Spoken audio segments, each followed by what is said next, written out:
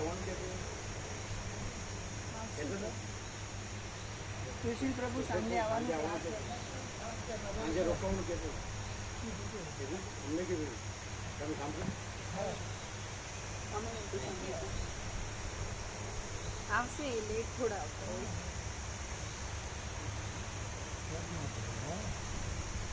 તમારે આવવાનું તો તમારે સેવામાં આવવાનું પણ તમને સેવા નથી એટલે નથી આવતા. એમને ખુદને એવો પ્રોબ્લેમ છે કે દાદા એમને ખુદને એવો પ્રોબ્લેમ છે. ઠંડા જવું પડે છે ને એટલે આપણા લીધે આખી બસ બધું અને પછી એનો ટાઈમ નહીં હોતો ગમે ત્યારે 5 મિનિટમાં ના જઈએ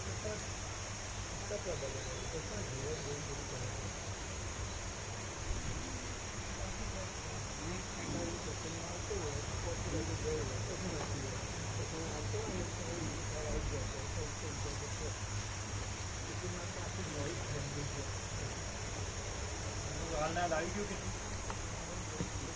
ગોઠવી જવું છે.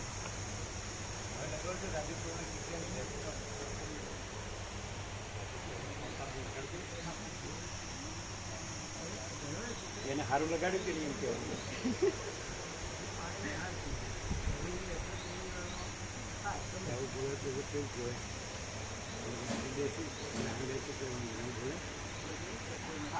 બધું જ તમે છો પ્રભુ, શું બધું જ તમે છો. અહીંયા ને ત્યાં ક્યાં કરવાનું એ બધું નહીં. ના ચાલે એવું નહીં, સળંગ નથી, અમુક તો સળંગ નહીં, અખંડ. માપ મર્યાદા બોલવામાં ભલે રહેવામાં તો હોય પણ યોર ઓનર બધું જ સળંગ નહીં, અખંડ છે. યુ આર યોર ઓનર એમ કરીને કીધું એ બધું. યોર ઓનર બધું સળંગ નહીં, અખંડ છે એમ કીધું. અરે અહીંયા આવું તો ને બપોર તો પહોંચી જાવ ને હજી કોચિંગમાં તો સવારે નીકળ્યા તો બપોર ન પહોંચ્યું સાંજે પહોંચ્યો 3 વાગ્યાના આજુબાજુમાં છે. મારે એક મંદિરનું પાર્સલ હતો 3 વાગે.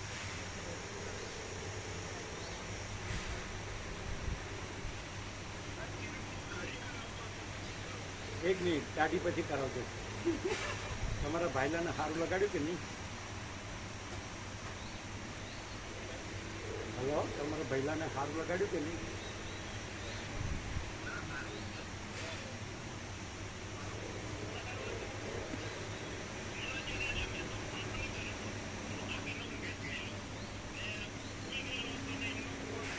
બરાબર.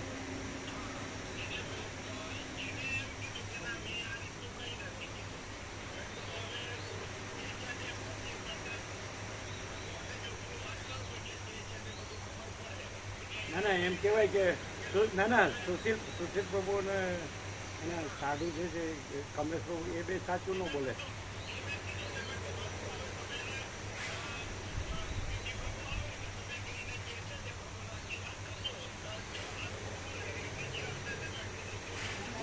અને યાદ કરીને આવ્યા ને એટલે શું કરશો? આ યાદ કરીને આવ્યા એટલે 100 વર્ષ જીવનું રિનોવેશન જ કર્યા કરશો? હા બોલો. એટલે હવે તમારે એમને જ માનવાનું, બરાબર? આપણે રહેવા દે ને. આ બધા અહીં બધા ખોટા છે ને એ હરિશ્ચંદ્રના અવતાર છે એમ રાખો ને. એટલે તમે બધા હવે તમે ત્યાંના દરબારો બધા હરિશ્ચંદ્રના અવતાર એમ રાખો ને.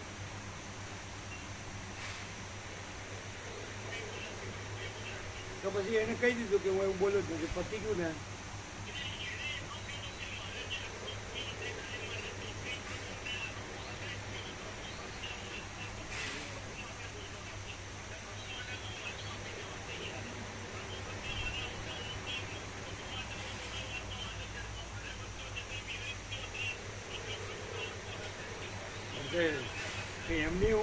એમની શું મિસ્ટેક કે એમની હું ભૂલ, સુશીલ પ્રભુને ભાવિકોની શું ભૂલ?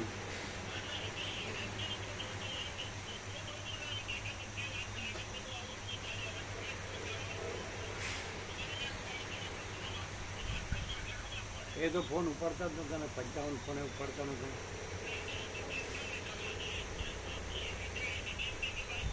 એટલે હવે નોટ એમ થયો કે તમે એને કાંઈ કહી શકો નહીં, પતી ગયું ને.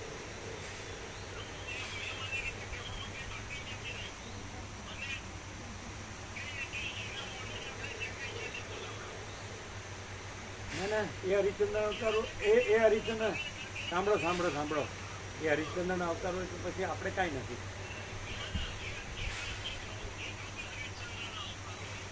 એ તમે બધાય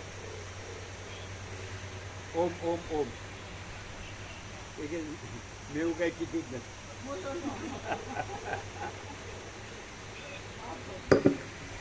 ઓમ બરાબર છે.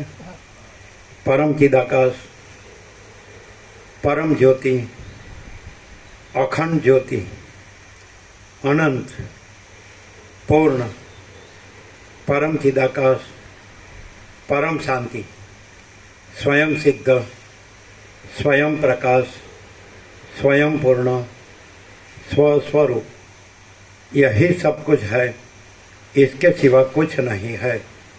शून्यभास, अनंत कोटि, महाकल्पो है ही नहीं. वशिष्ठ राम मुमुक्षु प्रकरण राउंड 39મો રાઉન્ડ.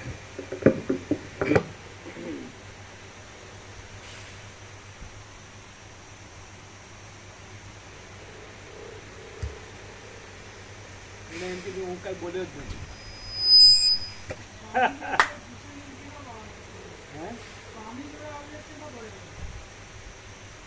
સ્વામીજી જોડે ગુસ્સે થઈને કેવી વાત કરી હતી, કેટલો અવિવેક કર્યો હતો.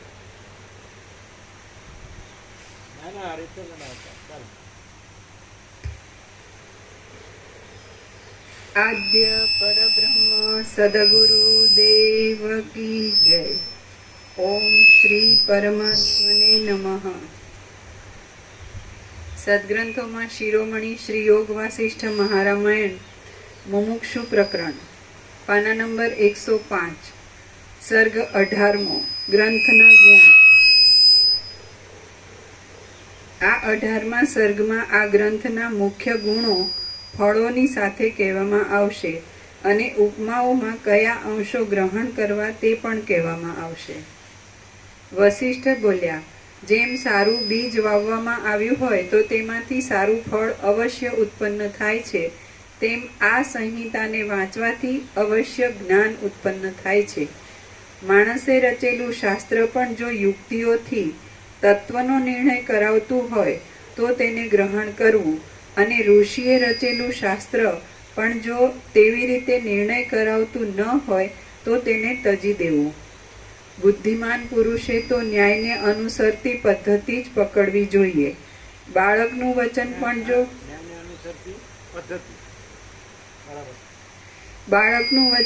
જો યુક્તિવાળું હોય તો તે સ્વીકારી લેવું, અને બ્રહ્માનું વચન પણ જો યુક્તિઓથી વિરુદ્ધ હોય તો તેને તણખલાની પેઠે છોડી દેવું. પાસે રહેલા ગંગાના જળને છોડી દઈને જે આ તો અમારા બાપનો કૂવો છે એવા આગ્રહથી તે કૂવાનું પાણી પીતો હોય તે હઠીલા પુરુષને કોણ સમજાવી શકે? જેમ પરોઢિયું થતાં અવશ્ય પ્રકાશ આવે છે, તેમ આ સંહિતા વાંચવાથી અવશ્ય સારો વિવેક પ્રાપ્ત થાય છે. આ ગ્રંથને વિદ્વાનના મુખથી સંપૂર્ણ સાંભળવામાં આવે છે અને પોતાની મેળે ધીરે ધીરે વિચાર કરતા બુદ્ધિમાં સંસ્કાર પ્રાપ્ત થાય છે. ત્યારે મનમાં પ્રથમ લતાની પેઠે અત્યંત શુદ્ધ સંસ્કૃત વાક્યોનો ઉદય થાય છે અને તે વાક્યો સભાના મોટા આભૂષણ રૂપ થાય છે. ત્યારે મોટાપણાને અનુસરતા ગુણોવાળી ઉત્તમ ચતુરાઈ પણ ઉદય પામે છે અને તેથી રાજાઓ તથા દેવની પેઠે પૂજવા જેવા વિદ્વાનો પણ રાજી થઈને તે માણસ ઉપર સ્નેહ રાખે છે. જેમ સારા નેત્રવાળો પુરુષ હાથમાં દીવો રાખે તો તે રાત્રે પદાર્થોના આગલા પાછલા ભાગોને જાણી શકે છે, તેમ બુદ્ધિમાન માણસ પણ આ ગ્રંથનો અભ્યાસ કરે તો તે સર્વ વિષયોના પૂર્વાપર સંબંધોને જાણી શકે છે. જેમ શરદ ઋતુ બેસતા દિશાઓના ધુમ્મસ ધીરે ધીરે સારી પેઠે ઓસરી જાય છે, તેમ આ ગ્રંથનો વિચાર કરતા બુદ્ધિના લોભ તથા મોહ આદિ દોષો ધીરે ધીરે સારી પેઠે ઓછા થતા જાય છે. તમારે કેવળ બુદ્ધિમાં વિવેકને દ્રઢ કરવાનો અભ્યાસ રાખવો, કારણ કે અભ્યાસ વિના કોઈ ક્રિયા કોઈ પણ ફળ આપતી નથી. જેમ શરદ ઋતુમાં મોટું તળાવ સ્વચ્છ થાય છે તેમ આ ગ્રંથના અભ્યાસથી મન સ્વચ્છ થાય છે. જેમ મંદરાચળ નીકળી ગયા પછી સમુદ્ર અત્યંત સ્થિર થઈ ગયો હતો, તેમ મન ત્યાં અત્યંત સ્થિર થઈ જાય છે. થોડું ઊંચું, મોઢું ઊંચું રહેશે. એ તમારે જોવાનું. આ ગ્રંથનો અભ્યાસ કર્યાથી મોહરૂપી કાજળ વિનાની, અંધકારના પડદાને દૂર કરનારી અને પદાર્થોનો વિભાગ દેખાડનારી બુદ્ધિ રત્નના દીવાની આંચની પેઠે અત્યંત પ્રકાશી રહે છે.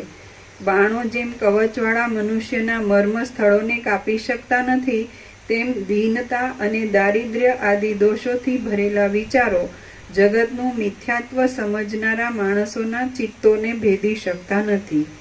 જેમ મોટો પથ્થર આગળ પડ્યો હોય તો પણ બાણો તેને ભેદી શકતા નથી, તેમ શાસ્ત્ર જાણનાર ચિત્ત આગળ રહ્યું હોય છતાં સંસારના મહાદુઃખદાયી ત્રાસો તેને ભેદી શકતા નથી. તેમ શાસ્ત્ર જાણનાર ચિત્ત આગળ રહ્યું હોય છતાં સંસારના મહાદુઃખદાયી ત્રાસો તેને ભેદી શકતા નથી. જે મોટો પથ્થર આગળ રહ્યો હોય. હા, આમ તો આપણને એમ લાગે કે છતાંની બદલે એમ કે તો પણ એમ એવું આવે ને, તો પણ અર્થ એવો આવે. જેમ મોટો પથ્થર આગળ પડ્યો હોય તો પણ બાણો તેને ભેદી શકતા નથી, તો પણ છે ને, એટલે છતાં છે ત્યાં તો પણ આવે. તેમ શાસ્ત્ર જાણનાર ચિત્ત આગળ રહ્યું હોય તો પણ હા, સંસારના છતાં ન આવે. એટલે છતાં ક્યાં આવે ખબર છે?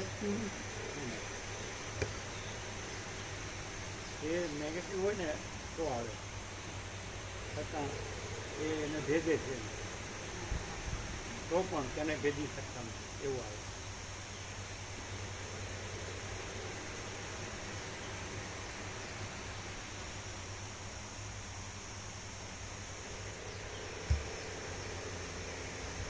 જેમ મોટો પથ્થર આગળ પડ્યો હોય તો પણ બાણો તેને ભેદી શકતા નથી, તેમ શાસ્ત્ર જાણનાર ચિત્ત આગળ રહ્યું હોય તો પણ સંસારના મહાદુઃખદાયી ત્રાસો તેને ભેદી શકતા નથી. એકદમ પરફેક્ટ. જો સંસારમાં જન્મ પ્રથમ થયો હોય તો પુરુષાર્થ મુખ્ય ગણાય, અને જો કર્મ પ્રથમ થયા હોય તો દૈવ મુખ્ય ગણાય, ત્યારે એમાંથી પ્રથમ શું થયું હશે ઇત્યાદિ અનેક સંશયો છે. જેમ દિવસથી અંધારું ટળી જાય છે, તેમ આ ગ્રંથના અભ્યાસથી તે સંશયો ટળી જાય છે. રાત્રિ શાંત થતા સૂર્યનો ઉદય થાય છે, ત્યારે જેમ સર્વ પદાર્થો યથાસ્થિત જોવામાં આવે છે, તેમ આ શાસ્ત્રથી મોહ શાંત થતા વિવેકનો ઉદય થાય છે, ત્યારે સર્વદા જગતનું તત્વ યથાસ્થિત જોવામાં આવે છે. વિચાર કરનારા માણસને મનમાં સમુદ્રના જેવી ગંભીરતા, મેરુના જેવી સ્થિરતા અને ચંદ્રના જેવી શીતળતા સાંપડે છે. જેની સઘળી કલ્પનાઓ શાંત થઈ છે, તે પુરુષનું જીવન મુક્તપણું ધીરે ધીરે પરિપાક પામે છે, અને તેનું વાણીથી વર્ણન કરી શકાતું નથી. સઘળી રીતે શીતળતાવાળી, શુદ્ધ અને ઉત્તમ પ્રકાશ આપનારી એ પુરુષની બુદ્ધિ શરદ ઋતુની ચાંદનીની પેઠે અત્યંત ખીલી નીકળે છે. શમથી પ્રકાશવાળા અને અત્યંત નિર્મળ થયેલા હૃદયરૂપી આકાશમાં જ્યારે વિવેકરૂપી સૂર્યનો ઉદય થાય છે, ત્યારે અનર્થોના સમૂહો કરનારા કામ, ક્રોધ આદિ ધૂમકેતુઓ ઉદય પામી શકતા નથી. ધૂમકેતુઓ પૂંછડિયા તારા. શમથી પ્રકાશવાળા અને અત્યંત નિર્મળ થયેલા હૃદયરૂપી આકાશમાં જ્યારે વિવેકરૂપી સૂર્યનો ઉદય થાય છે, ત્યારે અનર્થોના સમૂહો કરનારા કામ, ક્રોધ આદિ ધૂમકેતુઓ ઉદય પામી શકતા નથી. જેમ શરદ ઋતુમાં જળની તૃષ્ણા વિનાના વાદળાઓ શાંત થાય છે, શુદ્ધ થાય છે અને ઊંચા તથા અચલ પર્વતમાં સ્થિતિ કરે છે, તેમ આ ગ્રંથના વિચારથી જડ પદાર્થોની તૃષ્ણા વિનાના સૌમ્ય પુરુષો શાંત થાય છે, શુદ્ધ થાય છે અને ઊંચા તથા અચલ બ્રહ્મત્વમાં સ્થિતિ કરે છે. જેમ ગમે તેવા ચાળાવાળી, ક્રૂર અને મુખને દીન કરનારી પિશાચોની લીલા દિવસ ઉગતા બંધ પડી જાય છે, તેમ ગમે તેવા ચાળાવાળી, ક્રૂર અને મુખને દીન કરનારી પામરતા આ ગ્રંથનો અભ્યાસ થતાં બંધ પડી જાય છે. જેમ પવનો ચિત્રમાં આલેખેલી લતાને કંપાવી શકતા નથી, તેમ ચિંતાઓ પરબ્રહ્મરૂપી ભીતમાં અત્યંત ચોંટી ગયેલી પરમ ધીરજવાળી બુદ્ધિને કંપાવી શકતી નથી. તત્વને જાણનારો માણસ વિષયોની આસક્તિરૂપી ખાડામાં પડતો નથી, કારણ કે જેણે માર્ગ જાણ્યો હોય એવો કયો માણસ ખાડામાં પડવા દોડે? પતિવ્રતા સ્ત્રી જેમ યોગ્ય રીતે પ્રાપ્ત થયેલા અંતઃપુરના આંગણામાં રમે છે, તેમ સારા શાસ્ત્રોના પ્રસંગથી સારા આચરણો કરનારાઓની બુદ્ધિ યોગ્ય રીતે પ્રાપ્ત થયેલા અવિરોધી કાર્યમાં રમે છે. લાખો અને કરોડો બ્રહ્માંડોમાં જેટલા અંતઃકરણો છે તે પ્રત્યેક ભ્રાંતિ માત્ર અંતઃકરણમાં વિરક્ત બુદ્ધિવાળો પુરુષ બ્રહ્માંડોને રહેલા દેખે છે. ભ્રાંતિ માત્ર બ્રહ્માંડોને રહેલા દેખે છે. મોક્ષના ઉપાયો સમજવામાં આવવાથી જેનું અંતઃકરણ શુદ્ધ થયું હોય છે, તે પુરુષને ભોગનો સમૂહ કદી પણ ખેદ આપતો નથી, તેમ તે તેને કદી પણ આનંદ આપતો નથી. પ્રત્યેક અંતઃકરણમાં બ્રહ્માંડોના અસીમ સમૂહો પ્રકટ થાય છે અને લીન થાય છે. તત્વવેત્તા પુરુષ તેમને મહાસાગરમાં ઉછળી ઉછળીને લીન થતા મોજા જેવા સમજે છે. તત્વવેત્તા પુરુષ કાર્યોના તથા ફળોના સ્વરૂપોને જાણે છે, છતાં પણ અજ્ઞાની ઝાડની પેઠે તે પ્રાપ્ત થયેલા અનિષ્ટોનો દ્વેષ કરતો નથી, તેમ જતા રહેલા ઈષ્ટોની ઈચ્છા કરતો નથી. તત્વવેત્તા પુરુષ કાર્યોના અને ફળોના સ્વરૂપોને જાણે છે, છતાં પણ અજ્ઞાની ઝાડની પેઠે તે પ્રાપ્ત થયેલા અનિષ્ટોનો દ્વેષ કરતો નથી, તેમ જતા રહેલા ઈષ્ટોની ઈચ્છા કરતો નથી. ઈષ્ટ તથા અનિષ્ટ ફળોની પ્રાપ્તિ થતાં પણ હૃદયથી અજીત રહેનારો તત્વવેત્તા પુરુષ પોતાને જે મળે છે તેને અનુસર્યા કરે છે, અને તેથી તે બીજા લોકો જેવો આભાસ માત્ર જોવામાં આવે છે. આ ગ્રંથને સંપૂર્ણ રીતે સમજી વાંચી તેના પ્રત્યેક શ્લોકનું વિવેચન કરવામાં આવે તો અનુભવ થશે કે આમાં જે કહ્યું છે તે સઘળું યુક્તિ સિદ્ધ છે, પણ વરદાનના કે શાપના વચનની જેમ કહી દીધું નથી. આ શાસ્ત્રરૂપ કાવ્ય શબ્દાલંકારોથી તથા અર્થાલંકારોથી શણગારેલું છે, રસમય છે, સુંદર દ્રષ્ટાંતોથી સિદ્ધ છે અને સમજવું સહેલું છે. જેને પદોનું અને પદોના અર્થોનું થોડું ઘણું જ્ઞાન હોય છે તે પુરુષ પોતાની મેળે જ આ ગ્રંથને સમજી શકે છે, પણ આમાં જે તત્વ છે તેને તે જાણી શકતો નથી. માટે તેણે પંડિતના મુખથી આ ગ્રંથ સાંભળવો જોઈએ. આ ગ્રંથ સાંભળવામાં આવે, વિચારવામાં આવે અને સમજવામાં આવે તો માણસને મોક્ષની પ્રાપ્તિમાં તપની, ધ્યાનની, જપ આદિની કાંઈ પણ અપેક્ષા રહેતી નથી. આ શાસ્ત્રના દ્રઢ અભ્યાસથી અને તેના વારંવાર અવલોકનથી ચિત્ત સંસ્કારી થાય છે અને અપૂર્વ પાંડિત્ય પ્રાપ્ત થાય છે.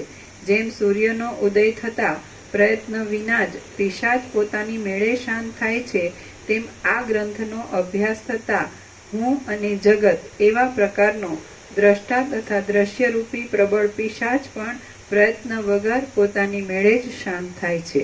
જેમ સ્વપ્નની ભૂલ જાગ્રત અવસ્થાથી જાણ્યામાં આવ્યા પછી કાંઈ પણ ભમાવતી નથી, તેમ હું અને જગત એવી રીતની દ્વૈતરૂપી ભૂલ પણ જ્ઞાનથી જાણ્યામાં આવ્યા પછી કાંઈ પણ ભમાવતી નથી.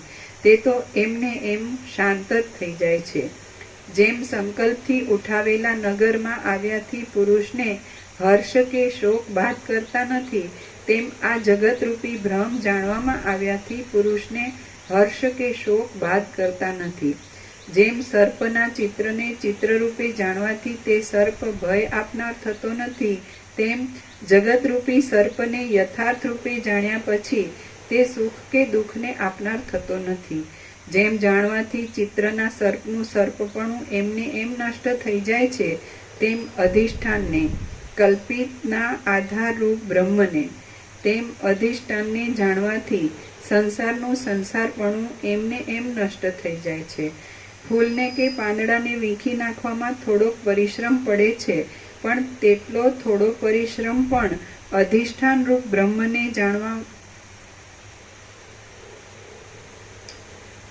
ફૂલને કે પાંદડાને વીખી નાખવામાં થોડોક પરિશ્રમ પડે છે, પણ તેટલો થોડો પરિશ્રમ પણ અધિષ્ઠાન રૂપ બ્રહ્મને જાણવાથી જગતને વીખી નાખવામાં પડતો નથી.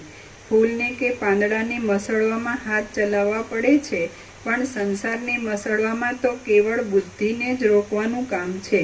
બીજા કોઈ અવયવ ચલાવવાનું તેમાં કામ નથી. સુખદાયી આસન ઉપર બેસવું, જેવા મળી આવે તેવા ભોગો ભોગવવા અને સદાચારથી વિરોધી હોય એવા કાર્યો ન કરવા, દેશકાળને અનુસરીને બનતા સત્સંગથી સુખપૂર્વક આ શાસ્ત્રોનો અથવા ઉપનિષદ આદિ શાસ્ત્રોનો સૂક્ષ્મ વિચાર કરવો. આથી આ સંસારની શાંતિ આપનારો પરમાત્માનો સાક્ષાત્કાર થાય છે અને એ સાક્ષાત્કારથી ફરીવાર યોનિરૂપી યંત્રમાં દબાવવું પડતું નથી. એ પ્રમાણે સુગમતા છતાં પણ એથી ડરી જઈને જે પાપીઓ ભોગના રસમાં લંપટ રહે છે, તે અધમોને તેમની માતાના મળના કીડારૂપ જાણવા અને તેમનું નામ પણ લેવું નહીં. નીચે ટાંક છે. વિવેકી મનુષ્યે આ વચનોનું તાત્પર્ય સમજી પોતાના પારમાર્થિક કર્તવ્યના અનુષ્ઠાનમાં પ્રમાદ કરવો ઉચિત નથી.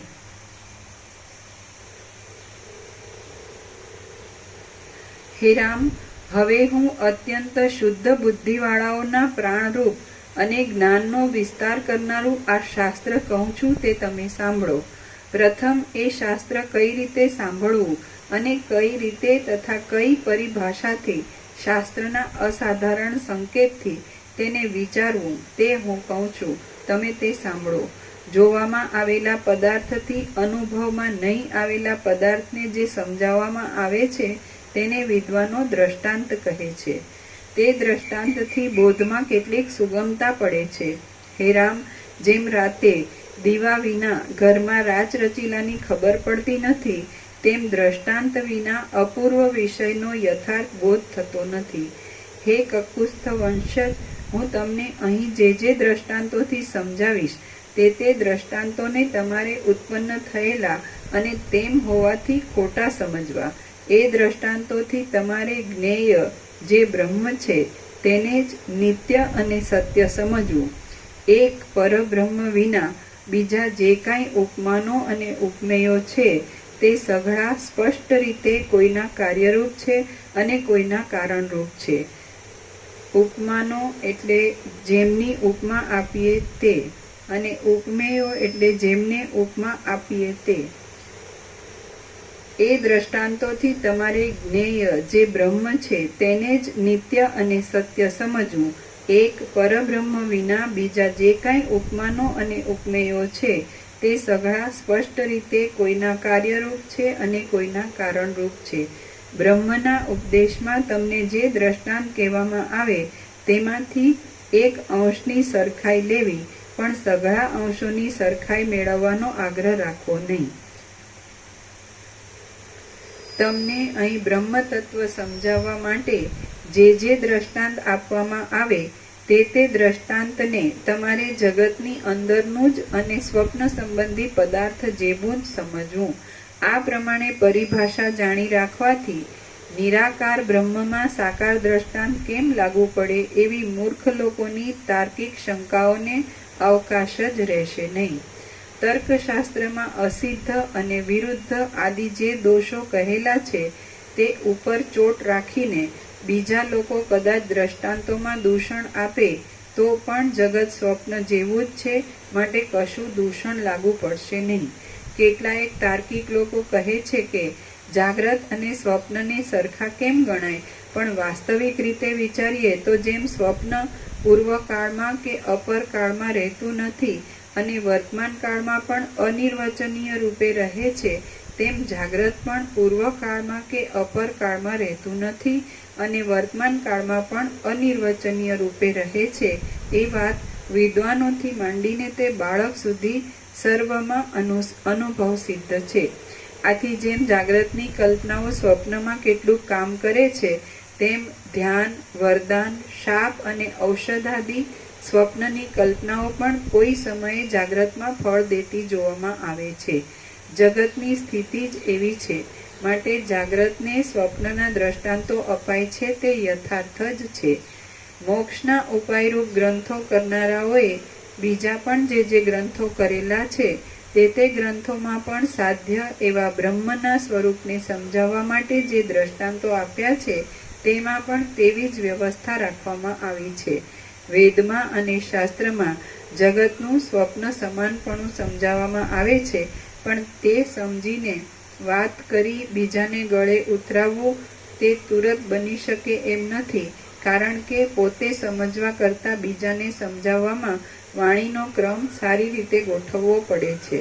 જગત સ્વપ્નની કલ્પના જેવું તથા માનસિક પૂજામાં કલ્પેલા નગર આદિ જેવું જ છે. માટે આ વિષયમાં જગતને એ જ દ્રષ્ટાંતો લાગુ પડે છે, બીજા દ્રષ્ટાંતો લાગુ પડતા નથી. જેમ માટી એ ઘડા આદિનું કારણ છે, તેમ બ્રહ્મ કોઈનું કારણ નથી. તે છતાં બોધની અનુકૂળતા સારું બ્રહ્મને માટી આદિની ઉપમા આપવામાં આવે છે. તેવી ઉપમાઓમાં ઘણા પરિશ્રમો કરવા છતાં પણ સઘળા અંશોની સાથે સમાનતા મળી શકતી નથી. બુદ્ધિમાન પુરુષે બોધની અનુકૂળતા સારું નિર્વિવાદ થઈને ઉપમેયમાં એક અંશથી ઉપમાનના સાદ્રશ્યનો અંગીકાર કરવો. આ મણી દીવા જેવો છે એમ લોકમાં કહેવામાં આવે છે, ત્યાં પણ દીવાની માત્ર પ્રભાનું, માત્ર અજવાળાથી મણીમાં સરખાપણું માનવામાં આવે છે. પણ એ સરખાપણામાં કોડિયા, તેલ તથા વાટ આદિનો સરખામણીમાં ઉપયોગ થતો નથી. જેમ દીવો પ્રભાના સરખાપણાથી મણીના સ્વરૂપને સમજાવે છે, તેમ સઘળા ઉપમાનો એક દેશના સાદ્રશ્યથી જ ઉપમેયના સ્વરૂપને સમજાવે છે. દ્રષ્ટાંતના એકાદ અંશથી સાદ્રશ્યને લઈને જે સમજવાનું હોય તે જો સમજાતું હોય તો તે દ્રષ્ટાંતનો સ્વીકાર કરીને શાસ્ત્રોના મહાવાક્યોના અર્થનો નિશ્ચય કરવો. પણ કુતાર્કિકપણું રાખીને જેઓથી અનુભવનું ખંડન જ થાય એવા અપવિત્ર વિકલ્પોથી પરમ પુરુષાર્થને ધક્કો પહોંચાડવો નહીં. વેદાંત શાસ્ત્ર સંસારનો ત્યાગ કરાવનારું છે, તેથી તેની વાતો વેરીની વાતો જેવી અપ્રિય લાગે છે. બીજા શાસ્ત્રો પ્રપંચમાં પ્રવૃત્તિ કરાવનારા હોવાથી તેમની વાતો સ્ત્રીની વાતો જેવી મીઠી લાગે છે. તો પણ અમે સિદ્ધાંત કર્યો છે કે વેરીની વાત પણ જો વિચારથી અનુભવ કરાવનારી હોય તો તેનો સ્વીકાર કરવો, અને સ્ત્રીની વાત પણ જો વેદોક્ત પુરુષાર્થથી ભ્રષ્ટ કરનારી હોય તો તેને બકવાદ રૂપ જ સમજવી, પણ પ્રામાણિક સમજવી નહીં. હે રામ, અમારી મતિ એવી છે કે તેથી જીવન મુક્તિરૂપ શુભ હે રામ, અમારી મતિ એવી છે કે તેથી જીવન મુક્તિરૂપ શુભ આપનાર બુદ્ધિ પ્રાપ્ત થાય છે, અને તેથી તે બુદ્ધિથી અપરોક્ષ અનુભવ કરાવનારો પરમ પુરુષાર્થ મળે એવી સઘળા અધ્યાત્મ શાસ્ત્રોની એક વાક્યતા છે. માટે વેદ વિરુદ્ધ કેવળ પોતાના તર્કોથી જ પુષ્ટ થયેલા બીજા શાસ્ત્રોથી બની શકે નહીં એવો અપરોક્ષ અનુભવ કરાવનારો પરમ પુરુષાર્થ એ જ અમારા મતમાં પ્રમાણ છે. શ્રી યોગ વાસિષ્ઠ મહારામાયણમાં મુમુક્ષુ પ્રકરણનો દ્રષ્ટાંત નિરૂપણ નામનો સર્ગ 18મો સમાપ્ત. સર્ગ 19મો. દ્રષ્ટાંતોનો અર્થ સમજાવવા પરમ તત્વનું શોધન. આ 19મા સર્ગમાં દ્રષ્ટાંતોના અર્થ સમજાવવાના પ્રસંગથી જેમાં સર્વ પ્રમાણનો અંતર્ભાવ છે એવા પરમ તત્વનું શોધન કરવામાં આવશે. વસિષ્ઠ બોલ્યા, જે અંશનું વિશેષ કરીને પ્રતિપાદન કરવું હોય તે અંશથી જ ઉપમાનોમાં સરખાપણું લેવામાં આવે છે, પણ જો સર્વ અંશોથી સરખાપણું લેવાનું હોય તો પછી ઉપમાનમાં અને ઉપમેયમાં ભેદ જ શો રહે? દ્રષ્ટાંત સમજાયાથી અદ્વિતીય આત્માનું નિરૂપણ કરનારા શાસ્ત્રોનો અર્થ સમજવામાં આવે છે. આમ સ્પષ્ટ જણાયેલા બ્રહ્મ સ્વરૂપથી અજ્ઞાનની તથા અજ્ઞાનના કાર્યોની સારી પેઠે શાંતિ થાય છે. આ જે શાંતિરૂપી નિર્વાણ થાય છે તે જ દ્રષ્ટાંતોનું ફળ છે. આથી દ્રષ્ટાંતોમાં અને સિદ્ધાંતોમાં અનેક વાંધાઓ ઉઠાવવાનું માંડી વાળવું અને ગમે તે યુક્તિથી પણ મહાવાક્યોનો અર્થ યથાર્થ સમજવા ઉપર લક્ષ્ય રાખવું. મહાવાક્યો જીવ બ્રહ્મના અભેદને જણાવનાર વેદના તત્વમસી તે બ્રહ્મ તું છે ઇત્યાદિ વાક્યોનો અર્થ.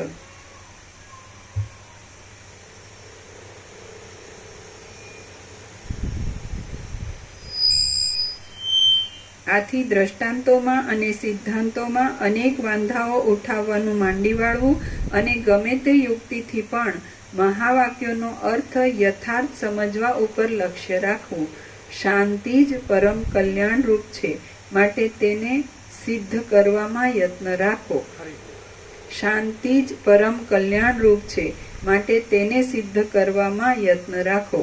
ભાણામાં ભાત આવ્યો હોય પછી તે કેવી રીતે રંધાયો એ વિશે કલ્પના કરવાનું શું પ્રયોજન છે? સઘળી રીતે મળતા ન આવે એવા છતાં પણ એક રીતથી મળતા આવીને ધારેલું કામ પાડે એવા ઉપમાનોથી અને ઉપમેયોથી જેમ બને તેમ બોધની સગવડ કરવામાં આવે છે. પથરાઓના ગર્ભમાં ઉત્પન્ન થયેલા જાડા તથા આંધળા દેડકાની પેઠે વિવેક રહિત થઈને સંસારના ભોગોમાં આસક્ત થવું નહીં. દ્રષ્ટાંતો ઉપરથી સમજીને યત્ન કરવો, પરમ પદ મેળવવું અને શાંતિ આપનારા શાસ્ત્રોના અર્થનો નિરંતર વિચાર કર્યા કરવો.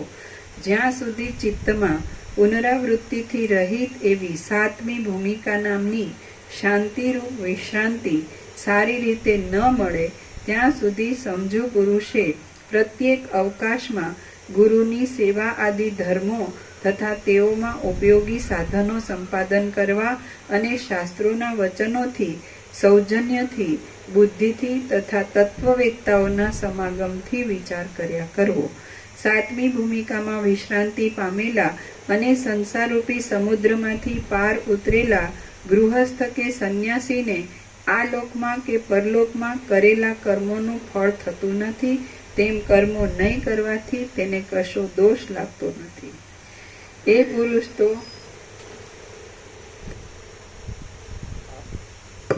સાતમી ભૂમિકા સુધી પહોંચેલા તો ઓળખાય નહીં ને, સામાન્ય માણસ જેવા જ લાગે એવું અંદર વસી શકે છે અમને. તો પછી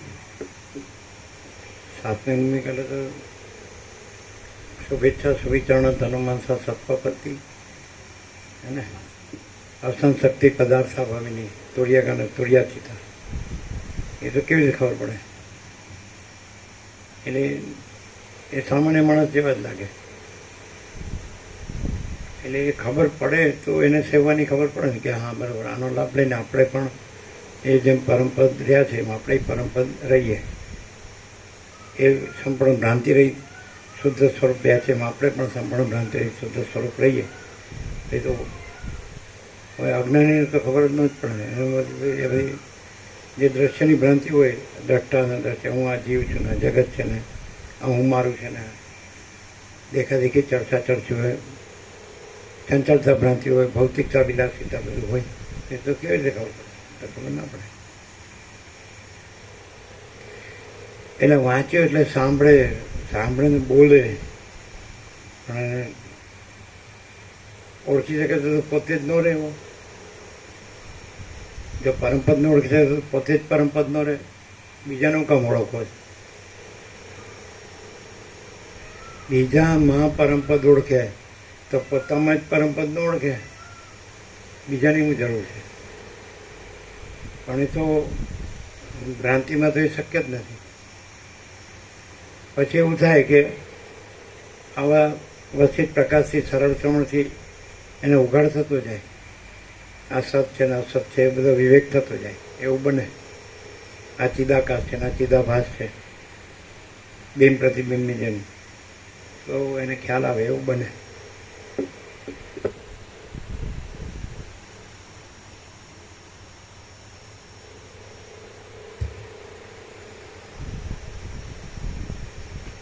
સાતમી ભૂમિકામાં વિશ્રાંતિ પામેલા અને સંસારરૂપી સમુદ્રમાંથી પાર ઉતરેલા ગૃહસ્થ કે સંન્યાસીને આ લોકમાં કે પરલોકમાં કરેલા કર્મોનું ફળ થતું નથી. તેમ કર્મો નહીં કરવાથી તેને કશો દોષ લાગતો નથી. એ પુરુષ તો મંદરાચળ વિનાના થયેલા સમુદ્રની પેઠે વિક્ષેપ રહિત જ રહે છે. તેથી તેને શ્રુતિઓનો કે સ્મૃતિઓનો પરિચય રાખવાનું કશું કામ નથી. જ્ઞાનના વિષયને યથાર્થ રીતે મનમાં ઉતારવા સારું ઉપમાનનું અને ઉપમેયનું એક અંશથી સાદ્રશ્ય લેવું, પણ સઘળા અંશો મેળવવાનું દોડડાપણ દોડવું નહીં. દોડડાપણમાં વ્યાકુળ થયેલા દોડડાયાને યોગ્યનું કે અયોગ્યનું ભાન રહેતું નથી. એટલા માટે તમારે દોડડાપણ કરવું નહીં અને જે સમજવાનું છે તે ગમે તે યુક્તિથી સમજી લેવાનો જ આગ્રહ રાખવો. હૃદયમાં વ્યાપક ચૈતન્યનો અનુભવ આવવા છતાં જે પુરુષ તેમાં કુતર્કો કર્યા કરે છે તે પુરુષ દોડડાયો કહેવાય છે. જેમ મેઘ નિર્મળ આકાશને મલિન કરી નાખે છે, તેમ જે મૂર્ખ મનુષ્ય અભિમાનથી ઉઠતા કલ્પનાના અંશોથી જ્ઞાનમાં ખોટા વાંધા નાખ્યા કરે છે, તે મનુષ્ય પોતાના મનના નિર્મળ બોધને મલિન કરી નાખે છે. હવે હું તમને એક મુખ્ય પ્રમાણરૂપ પ્રત્યક્ષ તત્વ કહું છું, તમે તે સાંભળો. જેમ સઘળા જળો સમુદ્રમાં વિશ્રાંતિ પામે છે, તેમ સઘળા પ્રમાણો એ મુખ્ય પ્રમાણ રૂપમાં વિશ્રાંતિ પામે છે. સઘળી ઇન્દ્રિયોને સત્તા તથા સ્ફુરણ આપનાર જે મુખ્ય અખંડિત જ્ઞાન વિદ્વાનોમાં પ્રસિદ્ધ છે, તે જ અનુભવથી સિદ્ધ એવું પ્રત્યક્ષ તત્વ કહેવાય છે. અર્થને અનુસરીને એ તત્વના જ અનુભૂતિ, અનુભવ, વેદન, જ્ઞાન, પ્રતિપત્તિ, સમજ તથા પ્રત્યક્ષ એ નામો કહેવાય છે અને વ્યવહારની દશામાં એ જ આપણો જીવ કહેવાય છે. એ પ્રત્યક્ષ તત્વરૂપ અખંડિત જ્ઞાન વૃત્તિરૂપ ઉપાધિને લઈને સંવિત કહેવાય છે અને હું એવી પ્રતીતિને લઈને પ્રમાતા, પ્રમાણથી જાણનાર કહેવાય છે. વળી તે જ જ્યારે બહારના આવરણોનો ભંગ થઈ વિષય રૂપે પ્રકટ થાય છે ત્યારે ઘટાદિક પદાર્થ કહેવાય છે. જેમ વાયુ આદિને લીધે જળ તરંગાદિક રૂપે સ્ફુરે છે, તેમ અનેક પ્રકારના ભ્રમોને ઉત્પન્ન કરનારા સંકલ્પ વિકલ્પને લીધે એ જ તત્વ જગત રૂપે સ્ફુરે છે. એ બ્રહ્મ તત્વ કોઈનું પણ કારણ નથી, છતાં સૃષ્ટિના આરંભમાં તરત સૃષ્ટિ રૂપે સ્ફુરીને સૃષ્ટિના કારણરૂપ થયેલ છે, એટલે પોતે પોતામાં જ પોતાના કારણરૂપ થયેલ છે. એ બ્રહ્મ કોઈનું કારણ નથી, છતાં પણ જીવનું કારણ છે એમ માનવામાં આવે છે. પણ એ જીવ જ અજ્ઞાનથી ઉઠેલો છે, એટલે વાસ્તવિક રીતે તો બ્રહ્મ જીવનું કારણ નથી. જેમ બ્રહ્મ અવિદ્યાથી જીવરૂપ થયેલ છે, તેમ તે પ્રકૃતિમાં જગતરૂપે પણ પ્રકટ થયેલ છે. જ્ઞાન દશામાં એ બ્રહ્મ જ સાક્ષાત્કાર રૂપ થાય છે ને પોતાથી ઉત્પન્ન થયેલા પોતાના શરીર જગતનો નાશ કરીને તુરત પોતા જીવને પરમ વ્યાપક પ્રત્યક્ષ રૂપ કરે છે. જીવ જ્યારે સાક્ષાત્કારથી આત્માકાર થાય છે ત્યારે તે સાક્ષાત્કાર પણ કોઈ શબ્દથી કહી શકાય નહીં એવા પરમ સ્વરૂપથી રહે છે. પોતાની બુદ્ધિની, ઇન્દ્રિયોની અને કર્મોની સાથે જ્યારે ક્રિયારહિત થયેલું મન શાંત થાય છે ત્યારે તે પાછું ઉઠવાનું નહીં હોવાને લીધે જીવન મુક્તને કરેલા કર્મોથી કશું ફળ થતું નથી અને વિહિત કર્મો નહીં કરવાથી કશો દોષ પ્રાપ્ત થતો નથી. વિષયોનું સ્ફુરણ નહીં રહેવાથી મન જ્યારે શાંત થઈ જાય છે ત્યારે કર્મેન્દ્રિયો બંધ પાડેલા યંત્રની પેઠે કર્મ આદિમાં પ્રવર્તતી નથી. જેમ પાટિયા ઉપર ગોઠવેલા લાકડાના બે ઘેટાઓના માથા ભટકાવવામાં તેમની અંદર રહેલી ખેંચવામાં આવતી દોરી કારણ છે, તેમ વિષયરૂપી યંત્રના ચલાવવામાં મનનું સ્ફુરણ કારણ છે એમ વિદ્વાનોનો નિશ્ચય છે. જેમ ચલન વાયુની અંદર જ રહેલું છે, તેમ ઇન્દ્રિયોના તથા મનના વિષયોથી ખીચોખીચ ભરેલું જગત બ્રહ્મમાં જ રહેલું છે. શુદ્ધ અને સર્વના અધિષ્ઠાન રૂપ બ્રહ્મ જ્યારે જગત રૂપે દેખાય છે ત્યારે તે જાણે ઉત્પન્ન થયું હોય અને જાણે દિશા, કાળ, બાહ્ય પદાર્થો તથા માનસિક પદાર્થો આદિ અપાર દેહોવાળું થયું હોય એમ જણાય છે. દ્રશ્ય રૂપે ભાસતા દેહાદિકને જોઈને એ જ મારું સ્વરૂપ છે એમ મોહથી સમજી લેવામાં આવે છે તો એ જ પરબ્રહ્મ જીવરૂપ થઈ જાય છે. જ્યાં જેવી રીતે જે રૂપ દ્રશ્ય થયું હોય ત્યાં પરબ્રહ્મ પણ તેવી રીતે તે રૂપ જ જણાય છે. એ શરૂઆતમાં જ્યાં જેવી રીતે ઉલ્લાસ પામે છે ત્યાં તરત તેવી રીતે જ રહે છે અને જાણે દ્રશ્યરૂપ થઈ ગયેલ હોય તેમ પ્રકાશે છે. સર્વાત્મકપણાને લીધે જાણે તેમાં દ્રષ્ટાપણું અને દ્રશ્યપણું આવ્યું હોય એમ બને છે, પણ વાસ્તવિક રીતે દ્રષ્ટાપણું અને દ્રશ્યપણું એ બંને મિથ્યા છે, કારણ કે દ્રશ્ય વિના દ્રષ્ટા હોતો નથી અને દ્રષ્ટા વિના દ્રશ્ય હોતું નથી. આ પ્રમાણે સઘળા કાર્યો મિથ્યા છે, માટે બ્રહ્મ કોઈનું કારણ નથી એ સિદ્ધ થાય છે. સર્વને સત્તા તથા સ્ફુરણ આપનાર એ બ્રહ્મ પ્રત્યક્ષ જ છે અને અનુમાન આદિ સર્વ પ્રમાણો તેના અંશરૂપ છે. હે રામ, પૂર્વે પોતે જ કરેલા યત્નમાં દૈવની કલ્પના કરીને પુરુષો તેની ઉપાસના કરે છે, પણ વીર પુરુષો તો દૈવની ઉપાસના કરનારા પુરુષોએ માનેલા દૈવ શબ્દના અર્થને દૂર છોડી દે છે અને પરબ્રહ્મરૂપ ઉત્તમ પદને પોતાના પુરુષાર્થથી પોતાનામાં જ પામે છે. જ્યાં સુધી તમને પોતાની બુદ્ધિથી પોતાની મેળે જ શુદ્ધ અને અનંતરૂપ પરબ્રહ્મનો સાક્ષાત્કાર થાય નહીં, ત્યાં સુધી તમે આચાર્યોની પરંપરાના સત્ય અને ઉજ્જવલ મત પ્રમાણે વિચાર કર્યા કરો. શ્રી યોગ વાસિષ્ઠ મહારામાયણમાં મુમુક્ષુ પ્રકરણનો દ્રષ્ટાંતોનો અર્થ સમજાવવા પરમ તત્વનું શોધન નામનો સર્ગ 19મો સમાપ્ત.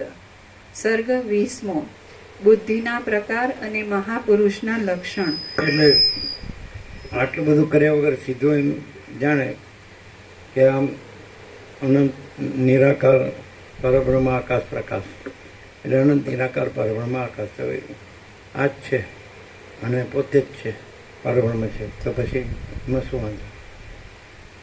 પછી બીજું દેખાતું હોય તો ભ્રમ માત્ર છે ને કાંઈ નથી. તો પછી બધાનો સાર તો એ જ છે ને કે આ બધું અનંત નિરાકાર પરબ્રહ્મ આકાશ છે, તો એમાં બીજું કાંઈ નથી, બીજું કાંઈ થતું નથી. તો બધું એ જ છે, એટલે પોતે એ જ છે અને બધું પણ બીજું નથી, પોતે પણ બીજું નથી. તો એમ જ સીધું થાય કે પછી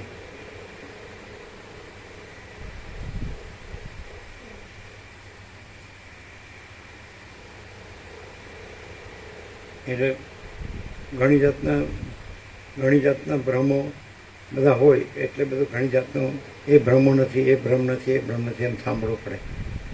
સીધું એમ કે પરબ્રહ્મ જ છે ને કોઈ ભ્રમ નથી, તો પછી પોતે જ છે. એટલે આ પોતે નહીં, જે ભ્રમ છે એ પોતે નહીં, કારણ કે પરબ્રહ્મમાં કોઈ ભ્રમ સંભવતો નથી.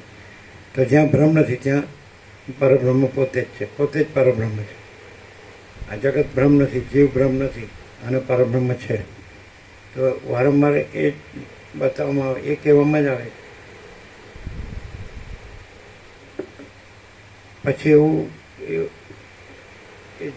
જેને ભ્રમ રૂઢ થઈ ગયો હોય એટલે એ ભ્રમ નથી એ માર કહેવું પડે. પણ જેને ભ્રમ રૂઢ ન હોય તેને તો એક જ વાર કહો તો પણ એ પરબ્રહ્મ જ છે અને ભ્રમ નથી. પણ એ બોલવાથી નથી. ખરેખર જો પરબ્રહ્મ જ રહ્યું હોય તો પરબ્રહ્મ પરમ શાંતિ સ્વાનુભૂતિ તત્વસાર, અને હું કેવળ પરબ્રહ્મ અખંડ સચ્ચિદાનંદ છું, તો એ અખંડ સત ચૈતન્ય આનંદ સ્વરૂપ રહ્યા હોય એ રહ્યું જ છે. અને પછી અસત ને જડ ને નિરાનંદ એટલે દુઃખ છે જ નહીં. આમ તો વાત સીધી છે. એનો અર્થ એવો થાય કે જે બહુ ભ્રમ રાખે છે એને આ બધું વધારે સરળ શ્રવણ કરવું પડે એવો અર્થ થાય. હું આ છું, આ દેહ છું, પુરુષ છું, સ્ત્રી છું, પછી મને આ જોઈએ, મને આ જોઈએ, એવું બધું હોય ને, તો એને વારંવાર કહેવું પડે કે આ નથી. એમ કે આ બધું પરબ્રહ્મ છે, અનંત નિરાકાર પરબ્રહ્મ આકાશ પ્રકાશ. તો એ તો આ નથી, આ બધું નથી અને બધું પરબ્રહ્મ છે, એ વારંવાર એને સમજાવવામાં આવે. પછી તો એવું થાય કે પોતે ભ્રમ છોડે તો કાંઈ સમજવાનું નથી, અને પોતે ભ્રમ ન છોડે તો ગમે એટલું સમજાવો તો એનું કાંઈ અર્થ નથી. એવું નહીં.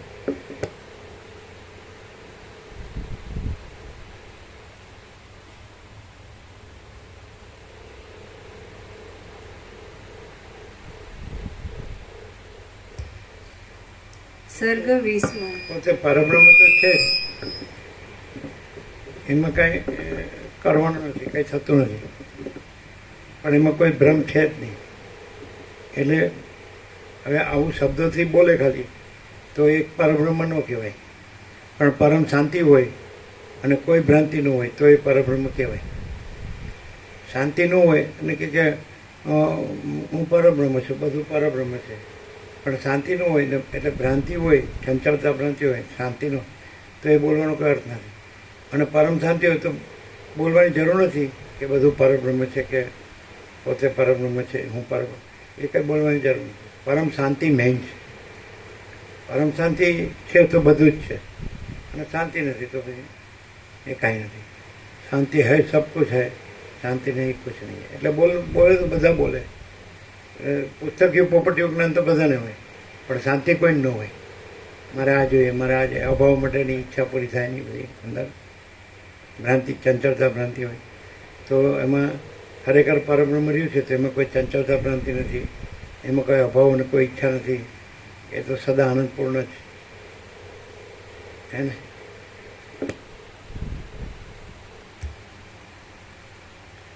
સર્ગ 20મો. બુદ્ધિના પ્રકાર અને મહાપુરુષના લક્ષણ. આ 20મા સર્ગમાં બુદ્ધિના પ્રકાર, મહાપુરુષના લક્ષણ અને સદાચારના ક્રમ વિશે કહેવામાં આવશે.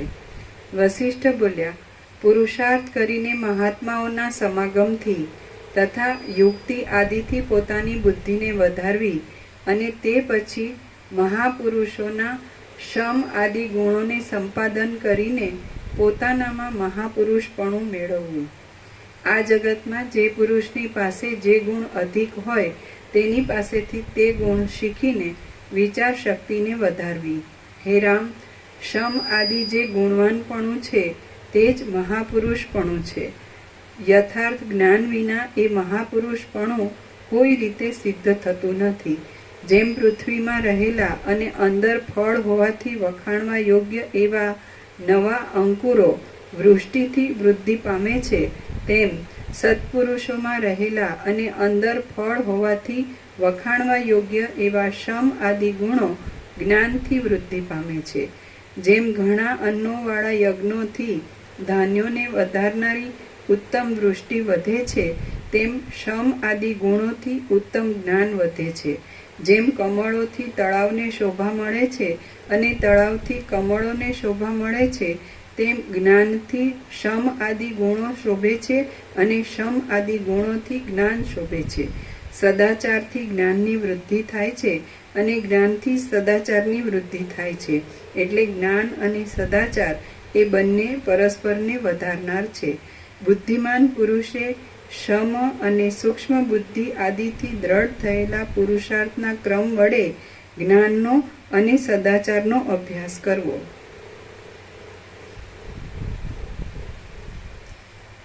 હે તાપ, જ્યાં સુધી જ્ઞાન અને સદાચારનો સાથે અભ્યાસ થાય નહીં ત્યાં સુધી પુરુષને તેમાંનો એક પણ ગુણ સિદ્ધ થતો નથી. પાકેલી શાલના ખેતરનું રક્ષણ કરનારી સ્ત્રી તાળીઓ પાડીને ગાતી હોય છે, તેથી પક્ષીઓને ઉડાડવાનું કામ થાય છે અને તે સાથે તેને ગાયનનો આનંદ પણ મળે છે. તે જ પ્રમાણે અકર્તા છતાં લોકને કરતા લાગતો તૃષ્ણા રહિત પુરુષ જ્ઞાનનો અને સદાચારનો અભ્યાસ કરતો હોય, તેથી અજ્ઞાનને ટાળવાનું કામ થતાં તેની સાથે તેને પરમપદની પ્રાપ્તિનો આનંદ પણ થાય છે. હે રઘુનંદન, આમ મેં તમને સદાચારનો ક્રમ કહ્યો. હવે હું એવી જ રીતે ઉત્તમ જ્ઞાનના ક્રમનો ઉપદેશ કરીશ.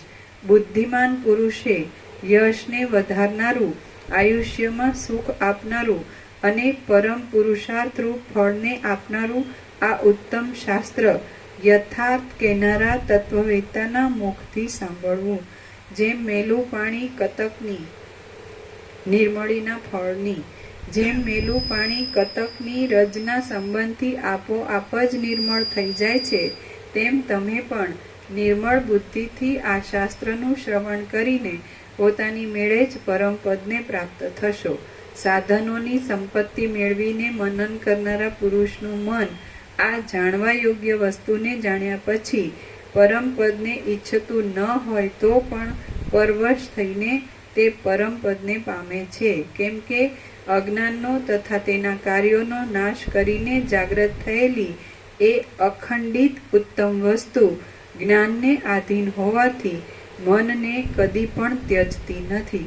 શ્રી યોગ વાસિષ્ઠ મહારામાયણમાં મુમુક્ષુ પ્રકરણનો બુદ્ધિના પ્રકાર અને મહાપુરુષના લક્ષણ નામનો સર્ગ 20મો સમાપ્ત.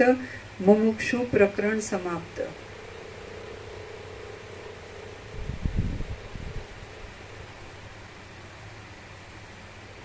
ઉત્પત્તિ પ્રકરણ સર્ગ પહેલો. જ્ઞાનથી જ મોક્ષ થાય છે, કર્મ કે યોગથી નહીં. આ પહેલા સર્ગમાં આત્માને જ્ઞાનથી જ મોક્ષ થાય છે, પણ કર્મથી કે યોગથી થતો નથી તથા નહીં જાણેલો આત્મા જ જગતને સર્જે છે એ વિશે કહેવામાં આવશે. વસિષ્ઠ બોલ્યા, બ્રહ્મરૂપ જ બ્રહ્મવેત્તા મહાવાક્યોથી પ્રાપ્ત થયેલા બોધરૂપી પ્રકાશથી પૂર્ણ સ્વરૂપે પ્રકાશે છે. કારણ કે આ જે દ્રશ્ય પદાર્થરૂપ જગત છે તે સ્વપ્નની પેઠે આત્મામાં જ પ્રકટ થયેલું છે. જે કોઈ માણસ શ્રવણાદિક ઉપાયોથી બ્રહ્મને જાણે છે તે બ્રહ્મનો સાક્ષાત્કાર પામે છે. આ ન્યાય પ્રમાણે આ સઘળી સૃષ્ટિ બ્રહ્મ માત્ર જ છે. માટે આ જગત શું છે, કોનું છે અને તે શામાં રહ્યું છે ઇત્યાદિ શંકાઓનો અવકાશ જ રહેતો નથી. હે રામ, આ જગત મેં જે રીતનું જાણ્યું છે તે જે વસ્તુરૂપ છે અને તે જે ક્રમથી ગોઠવાયું છે તે સઘળું હું શ્રોતાઓના મનમાં ઉતરે એવી રીતે કહું છું તે તમે સાંભળો. ચિદાકાશ જ પોતે જીવરૂપ થઈને પોતામાં જ સ્વપ્નની પેઠે ઉત્પન્ન થયેલા જગતને દેખે છે. દ્રષ્ટા તથા દ્રશ્ય સાથેના આ જગતને સ્વપ્નમાં પ્રતીત થયેલા સંસારનું દ્રષ્ટાંત જ લાગુ પડે છે. મેં તમને મુમુક્ષુ વ્યવહાર નામનું પ્રકરણ કહી સંભળાવ્યું. હવે હું તમને ઉત્પત્તિ પ્રકરણ કહું છું. દ્રશ્ય પદાર્થોની સ્થિતિથી બંધન દેખાય છે અને દ્રશ્યોનો બાદ થઈ જાય તો બંધન રહેતું જ નથી. માટે હવે દ્રશ્યોનો કેવી રીતે બાદ થઈ શકે છે એ વિશે હું તમને અનુક્રમથી કહું છું તે તમે સાંભળો. જગતમાં જે પદાર્થ ઉત્પન્ન થાય છે તે જ વૃદ્ધિ પામે છે, તે જ સ્વર્ગમાં કે નરકમાં જાય છે અને તે જ મોક્ષનો અનુભવ કરે છે. આથી હું તમને તમારા સ્વરૂપનો બોધ થાય એ માટે પ્રથમ ઉપદેશ આપું છું.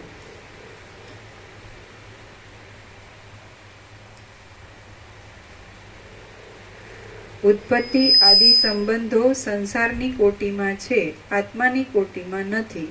આત્મા તો જેવો પ્રથમથી છે તેવો જ રહે છે.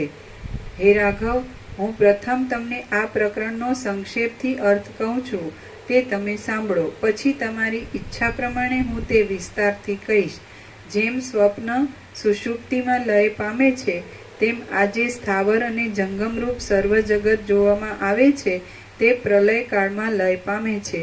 એ સમયે સ્થિર, ગંભીર, તેજથી ન્યારું, અંધકારથી ન્યારું,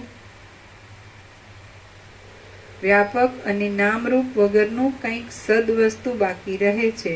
વિદ્વાનોએ ઉપદેશની સગવડ માટે એ સદવસ્તુના રુદ્ર, આત્મા, પરબ્રહ્મ અને સત્ય ઇત્યાદિ નામો કલ્પેલા છે. એ આત્મા કાંઈ પણ વિકાર પામતો નથી, છતાં જાણે પોતે બીજી રીતનો જ હોય તેમ પ્રકાશ પામીને તે ભવિષ્યમાં ભ્રાંતિને લીધે જીવ એવું ક્ષુદ્ર નામ ધારણ કરે છે. પછી પ્રાણને ધારણ કરવો એ જીવ શબ્દનો અર્થ છે. તે ધારણ કરવાથી એ ચંચળપણું પામે છે. હવે સંકલ્પ આદિનું મનન કરવાથી તે મંદ થઈ જાય છે અને રૂપ ધારણ કરે છે. એ મન લિંગ શરીર કહેવાય છે. જેમ સ્થિર આકારવાળા સમુદ્રમાંથી અસ્થિર આકારવાળો તરંગ થાય છે તેમ વ્યાપક પરમાત્મામાંથી એ મન ઉત્પન્ન થાય છે. એ મન હિરણ્ય ગર્ભરૂપ બ્રહ્મા કહેવાય છે અને તે તુરત પોતાની મેળે પોતાની ઈચ્છા પ્રમાણે નિરંતર સંકલ્પો કર્યા કરે છે. તે સત્ય સંકલ્પથી આ વિસ્તારવાળી જગતરૂપ ઇન્દ્રજાળ ઉત્પન્ન થઈ છે.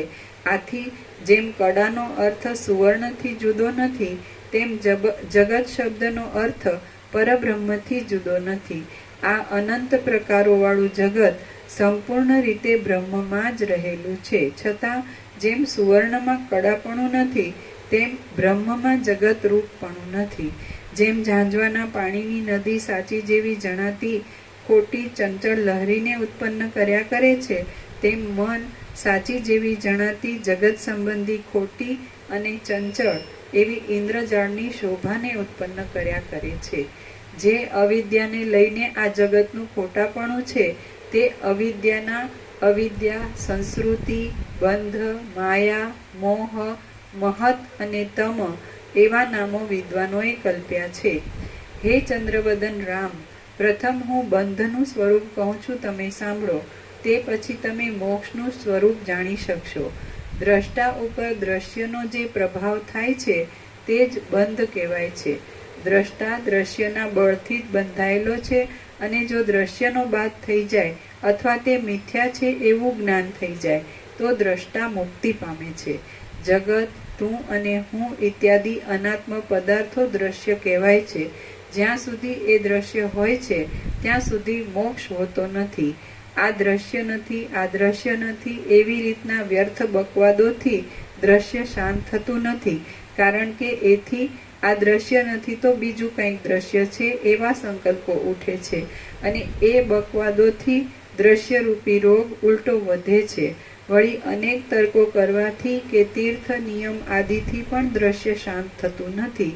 દ્રશ્યરૂપ જગતનો બાદ કરવાનો ઉપાય તો વિચાર જ છે.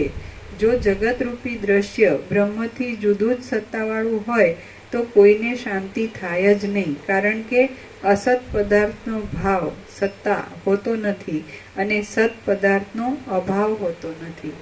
વિચાર વિના બીજા કોઈ પણ ઉપાયથી આત્મા જાણવામાં આવી શકતો જ નથી.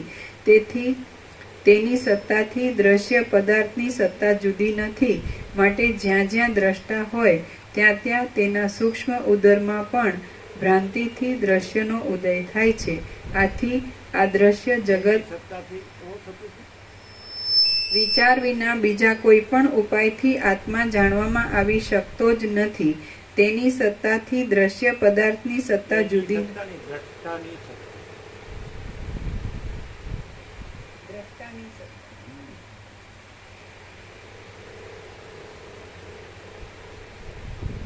સમજાવે ને?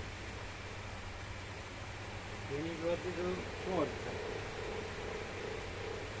તેની જો આત્મા તેની સત્તાથી કહીએ તો આત્માની સત્તાથી જોઈએ. જ્યારે દ્રશ્યનો સંદર્ભ લેવામાં આવે તો દ્રષ્ટા જ આવે, આત્માનો. આત્મા તો નિર્વિકલ્પ છે. દ્રશ્ય સાપેક્ષ કેવું હોય, દ્રશ્યની સત્તા એમ કહેવું તો દ્રષ્ટા જ કહેવાય. આત્મામાં દ્રશ્યની સત્તા ન થાય.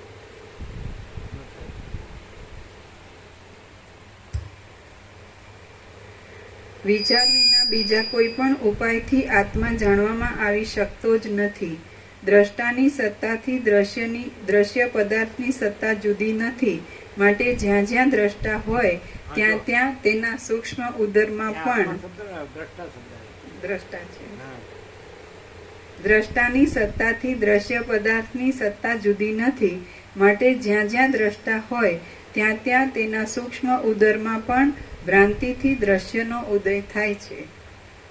આત્મામાં એવું થતું નથી.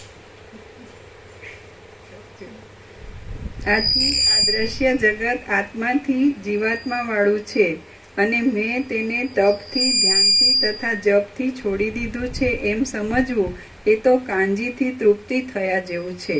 હે રામ, જો દ્રશ્ય પદાર્થ જુદી સત્તાવાળો હોય તો સૂક્ષ્મ ઉદરવાળા આ ચૈતન્યરૂપી દર્પણમાં તેનું પ્રતિબિંબ પડ્યા વગર રહેશે નહીં. જેમ દર્પણ ગમે તે સ્થળમાં હશે તો પણ તેમાં પર્વત, સમુદ્ર, નદી, પૃથ્વી અને જળ આદિનું પ્રતિબિંબ પડ્યા વગર રહેશે જ નહીં, તેમ ચૈતન્યરૂપી દર્પણ ગમે ત્યાં હશે તો પણ તેમાં જગતનું પ્રતિબિંબ પડ્યા વગર રહેશે નહીં. આમ તે પ્રતિબિંબ પડશે એટલે ત્યાં પણ દુઃખ, જરા, મરણ અને જન્મના તેમજ જાગ્રતમાં તથા સ્વપ્નમાં અનેક રીતે બદલાતા નાના મોટા પદાર્થોના ત્યાગ અને સ્વીકાર મટશે જ નહીં. આ દ્રશ્યને મેં ટાળી નાખ્યું છે અને હમણાં હું આ સ્થિતિમાં આવેલો છું એમ જો સમાધિમાં પ્રતીત થાય તો સમાધિમાં સંસારના સ્મરણનું એ જ અક્ષય બીજ રહ્યું છે એમ સમજવું. જો દ્રશ્ય ન હોય તો નિર્વિકલ્પ સમાધિમાં તુર્યાવસ્થારૂપ બ્રહ્મપણાનો અનુભવ થાય છે, પણ જો દ્રશ્ય હોય તો તે નિર્વિકલ્પ સમાધિ પણ ક્યાંથી પ્રાપ્ત થાય? હે રામ, જેમ સુષુપ્તિના અંતમાં સર્વ જગત પાછું પ્રતીત થાય છે, તેમ સમાધિમાંથી ઉત્થાન થતાં આ અખંડિત દુઃખરૂપ જગત જેવું ને તેવું પ્રતીત થયા વિના રહેશે નહીં. તેમ જ થયું તો પછી સમાધિથી વળ્યું પણ શું? આમ અનર્થ પાછો જ આવે તો પછી જરાવાર રહેનારી સમાધિમાં સુખ શું છે? કદાચ જીવતા સુધી નિર્વિકલ્પ સમાધિમાંથી ઉઠવાનું જ ન આવે તો પણ જ્ઞાન વિના મળેલું એ આત્મસુખ નિત્યની સુષુપ્તિના સુખ જેવું થયું. તેમાં શો સાર છે? માટે જો આ દ્રશ્યની સત્તા રહેશે તો અનેક યત્ન કરીને સમાધિ કર્યા છતાં પણ તે સમાધિમાં દ્રશ્યની પ્રતીતિ નહીં થાય કે? અવશ્ય થશે જ, કારણ કે જ્યાં ચૈતન્ય રહે છે ત્યાં તેને લગતો જગતરૂપી ભ્રમ આવ્યા વિના રહેશે નહીં. કદાચ દ્રષ્ટા સમાધિમાં બળાત્કારથી પોતાનામાં પાષાણપણાની ભાવના કરે તો પણ સમાધિના અંતમાં દ્રશ્યનો ઉદય થયા વિના રહેશે જ નહીં.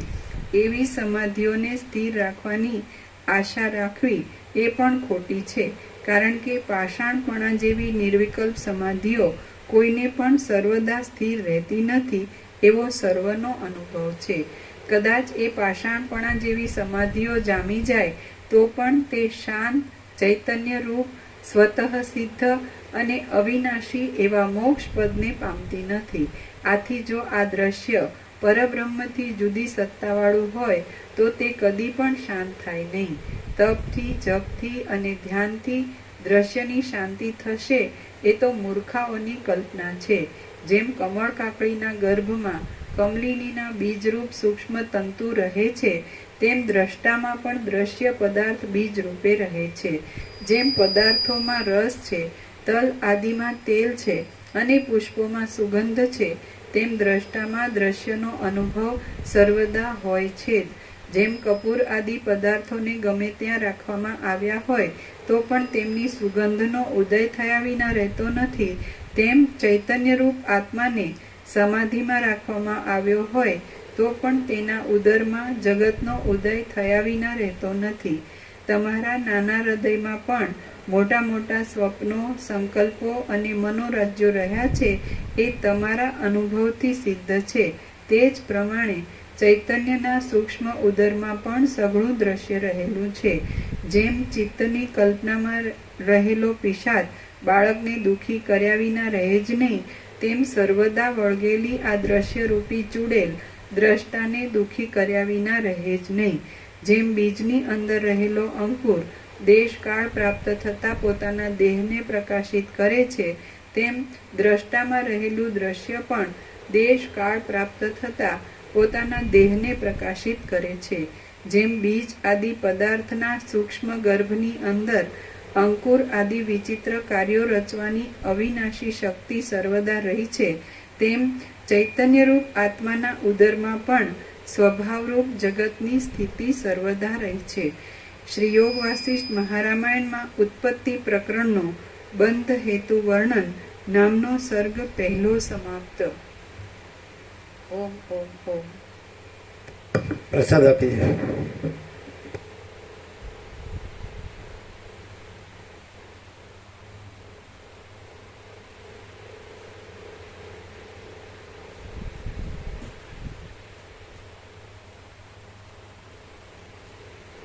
પ્રશ્ન તો ઉભો જ રહે ને, દ્રશ્યનો પ્રશ્ન તો ઉભો જ રહે ને.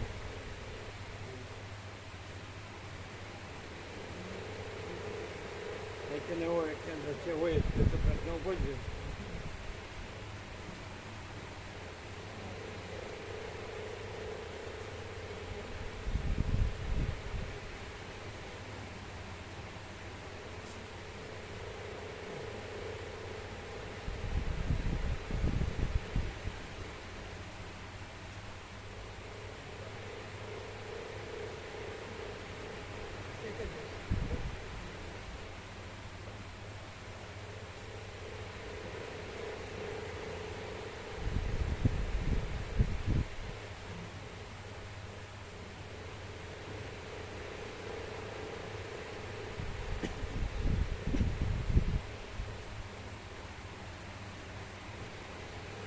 તો એનું સમાધાન શું? જ્યાં ચૈતન્ય દર્પણ હોય તો દ્રશ્ય પ્રતિબિંબ હોય જ. અને એવી તો સમાધિ કાયમ ન હોય એટલે પાછું દ્રશ્ય હોય જ. બીજ રૂપે દ્રશ્ય હોય જ. તો પછી જ્યાં ચૈતન્ય દર્પણ હોય એટલે દ્રશ્ય રૂપે પ્રતિબિંબ હોય. નિર્વિકલ્પ સમાધિ હોય તો પણ અંદર બીજ રૂપે દ્રશ્ય હોય એટલે પાછું સમાધિ કાયમ ન રહે એટલે દ્રશ્ય રહે જ. તો પછી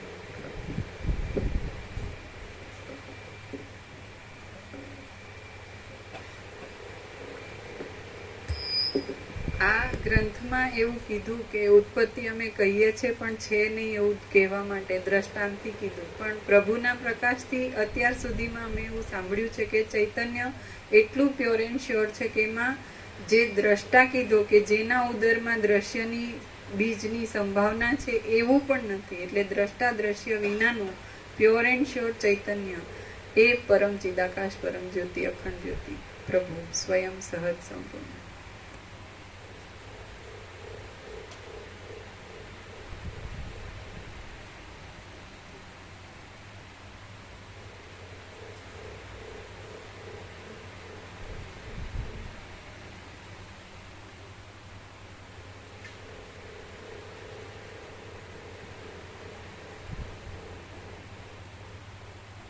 વાયર ઉપર મૂક્યું તો વાયર ઉપર મૂક્યું.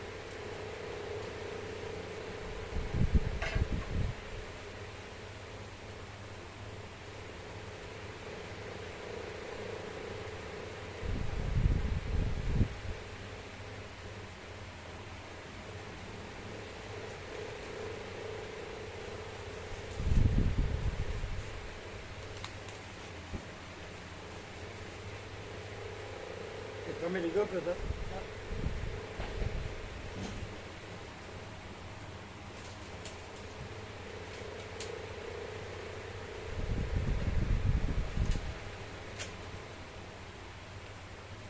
સાંજે તો પ્રસાદ લેવાનો ને એટલે વિશ્રામ કરવાનો.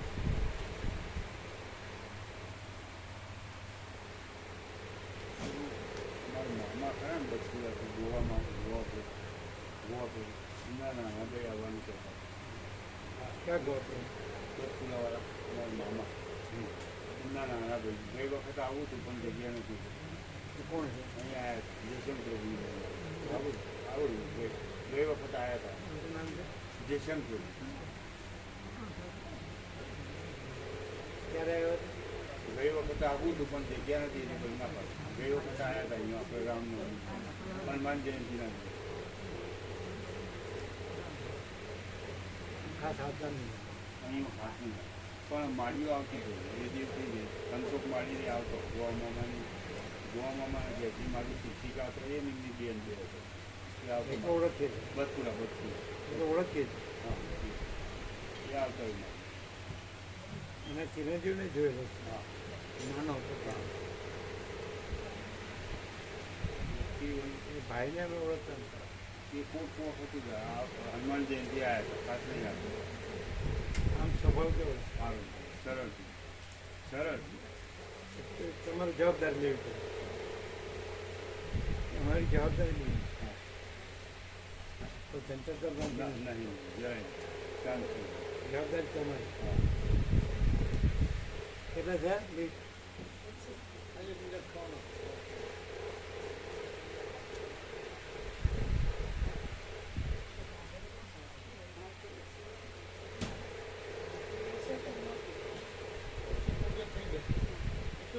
આવશે એટલે 175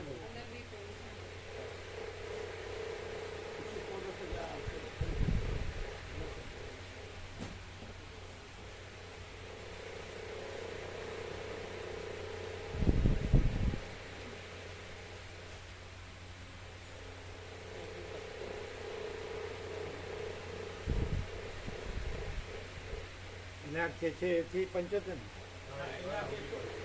ગામનું નામ લખવાનું. ગામનું નામ લખવાનું.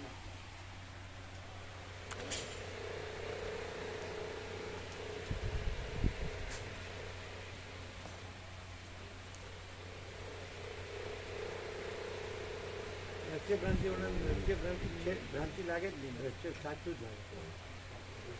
દ્રશ્ય ઘણી વાર દ્રશ્ય ભ્રમ છે એને કંઈ ભ્રમ ના લાગે આ હું છું ના જગત છે સાચું જ લાગે આ હું છું આ મારું છે એટલે તો સાંભળે કે ભ્રમ છે એટલે કે ભ્રમ થોડું માની જાય પણ પ્રકાશથી થાય શક્ય છે. ભ્રમને કોઈ પ્રકાશ જણાય જ નહીં દેખાય જ નહીં. ભ્રમને ન જણાય પણ એને ખબર પડે એટલે જે પ્રકાશ છે પોતે પ્રકાશ છે એમાં ભ્રમ નથી એ તો એકદમ ક્લિયર. પ્રકાશ પોતે જ છે ભ્રમ તો છે જ નહીં એટલે આ પ્રકાશથી અખંડ તત્વબોધથી જે ભ્રમ થયો હોય એવું લાગતું હોય એ ક્લિયર. કે હવે આવ્યા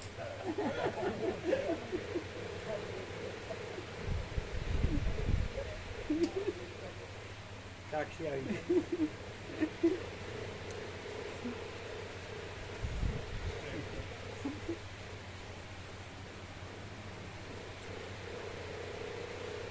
બધું આવી ગયું ને સામે સવારથી લાગી જજો હો. ખબર છે જારીની ખબર છે. અને તો એંગલે આવવાની જ છે પણ આ મજબૂત આમાં એક ધ્યાન રાખવું કે આ બાજુની જે પડારી છે ને જે આપણે મકાઈ મૂકો છે તો એ ત્યાં આગળ છે ને એંગલનું મૂકાય આખી મૂકાય કારણ કે મૂકીએ તો એનો ઓટલો મળે એટલે હું કુદીની અંદર જઈ શકું અને ઓટલો ન થાય એટલે જ્યાં તમે એંગલ નાખો તો પાછળ ઊંચાઈ ન હોવી જોઈએ તો વળી કેવી રીતે એટલે એંગલ નાખીએ તો પાછળ ઊંચાઈ ના હોવી જોઈએ તો પાછળ કૂદી એટલે એંગલ થોડી આગળ આગળ અને ત્યાં નીચેની બાજુ તો નીચી જ છે એંગલ પાછળની બાજુ તો નીચી જ છે. હવે આ હલાય આ ખ્યાલ આવી ઊંધું હમ આવ્યું હવે ન સમજાય આ જગ્યા છે કેટલો ઓટલો કેટલો સમજો કેટલો કેટલો અડધો ફૂટ બહુ કેટલો છે આ જમીન છે એ સમજાશે એકાદ 1.5 ફૂટ હોય ઊંચો અમે કીધું તમને ખબર હા પડી? હા તમે એંગલ અહીં નાખો અને એ આ બાજુ નીચું છે એ ખોટું ગણાય છે. એ ખોટું હવે પાછળ ઓટલો છે તો નહીં કૂદીને આવી શકે ને. આ ખ્યાલ આવી ઉભા રહે. ઓટલો આટલો છે હા હા અને આટલો આની જમીન નીચી છે આ ઓટલો છે હવે તમે નીચેથી જાળી નાખો હા એટલે તમે જે 4 ફૂટ ગણો છો એ 3.5 થઈ ગયું એટલે 3 જ થઈ ગયું એટલે ઓટલા ફૂટ તેને 3 ફૂટ પૂરવું પડે હજી સમજાતું નહીં જોયું હા કરે હવે પહેલાં કીધું તો એ લાવ્યો કે આગળ તો આગળ નીચું છે હવે પાછું લાવ્યા હા શું નહીં આગળ તો નીચું હોય ને પણ હા આગળ નીચે હા તો ચાલે ને ના આગળ ભલે ગમે તે છે પણ એંગલ એમ મૂકો નહીં. અને પાછળ 1 ફૂટનો ઓટલો છે ઓટલા ઉપર જ ખોડીને પછી ત્યાં જ એંગલ કરીએ ઓટલા ઉપર જ તો એ કેટલું ખોટશો 2.5 ફૂટ ઓટલા ઉપર જ લાવવાનું છે કરીને પછી ત્યાં જ અને સિમેન્ટ નાખવાનું છે. એની કરતાં નીચેથી ઊંચે સુધી ભરી પછી એને આવી રીતના 7 ફૂટ છે ને એટલે હવે બધી 4.5 ફૂટ ઊંચાઈ ગઈ સાડા એટલે 2.5 ફૂટ મળે ને નીચે એટલે 4.5 ફૂટ એક ફૂટ બરાબર ને કે 5 ફૂટ નહીં અને 2 ફૂટ અંદર 2.5 ફૂટ અંદર એવું કીધું છે. 2.5 ફૂટ અંદર તો સાડા એ તમારે શું છે કે એ જે નીચાણ છે એને ભરવું પડે સમજાય 2.5 ફૂટ રાખી એને ભરી દેવું પડે નીચે રાખવું પડે અને ઓટલા પછી 4.5 ફૂટ ઉપર જવું પડે તો હા થાય એ થાય આ ઓટલો છે એને 4.5 ફૂટ ઉપર જવું છે તો ઉપર ઓટલાને ખોદવાની જરૂર ન પડે નીચે તમારે ભરી દેવું પડે મજબૂત સિમેન્ટ કરી દેવું પડે એટલે કેટલું 2.5 ફૂટ 2.5 ફૂટ 2.5 ફૂટ ઓટલો ધારો કે 1 ફૂટ હોય તો 1.5 ફૂટ તો તમને ખોદવા મળે પણ પછી ભરી દેવાનું ઓટલા સુધી ઓટલા છે. એની મજબૂતાઈ ઓટલા સુધી કરવી પડે હા એ તો ખાલી આ ઓટલાની લાઈન પૂરતું જ પછી તો બાકી તો બધું જે રેગ્યુલર બરોબર. હા હા, એટલે ઓટલામાં ડ્રીલ કરવું ન પડે અને એની સપોર્ટમાં આવી જાય. સીધું 4 ફૂટ ઉપર. ક્લિયર થઈ ગયું? હા, પણ એમાં 1 ફૂટનો ઓટલો હોય તો 1.5 ફૂટ અંદર થોડું 1.5 ફૂટ અંદર જવાનું. ભરવાનું 2.5 ફૂટ. અઢી ઓટલા સુધી. હા, આખું એને મજબૂત કરવું પડે. પછી ઉપર 4.5 જાય તો વાંધો ના. 4.5 જાય એટલે ઓટલાથી કાંઈક કૂદી ન શકે. ના કરી શકે. ક્લિયર છે? ખબર પડી? હા, પણ શું નીચેથી જેમ કે ઓટલો 1.5 ફૂટનો છે અથવા તો 2 ફૂટનો છે તો 1 ફૂટ જવાનું અને ઓટલા સુધી તો પાછું અંતર લેવાનું. એવું એ 1.5 ને 2 આપણે નહીં ગણવું. ઓટલા ઉપર સુધી. 4.5 રહેવું જોઈએ એમ ઓટલા ગણવું. ઉપર 4.5. બાકી એટલું હોય કઢી એટલું અંદર કરીને એટલું ઓટલા સુધી એને મજબૂત કરવું પડે.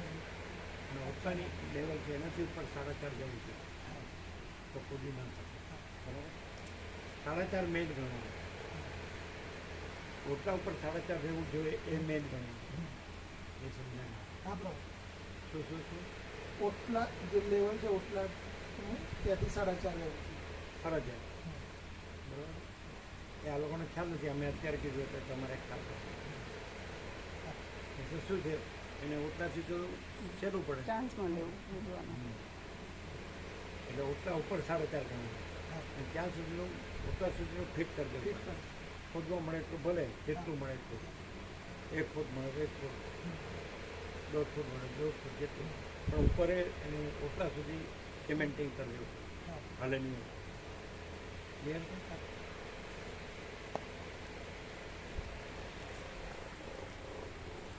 ચાલો હવે કર્યું નથી કાંઈ અને આ બધા અનુભવી.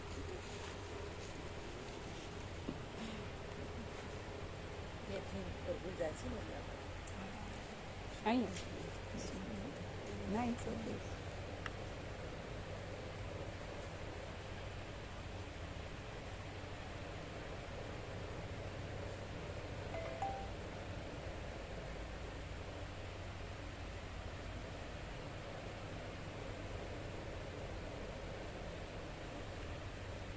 વ્યવસ્થિત લઈ લેજો.